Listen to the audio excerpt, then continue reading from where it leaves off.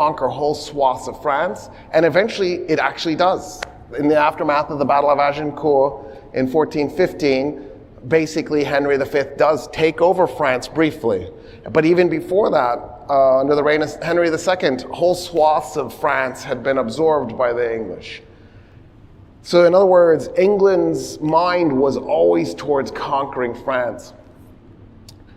But because the French had done it first with William the Conqueror, the official language of England was French until Henry VII at the end of the 15th century flips it.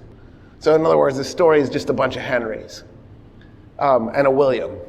In the end, some reason, the English go, you know what?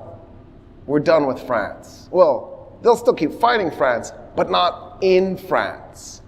The scale of England's thinking shifts, and instead of it being this knockdown, drag-out fight in Europe between the English and the French, the English basically surrender their claims to France.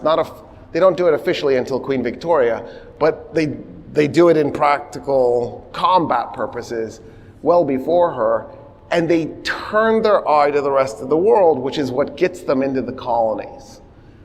So when they beat the French in 1763 by the skin of their teeth, they almost lost. By beating the French, what the English did was they set themselves up to become the world's dominant empire.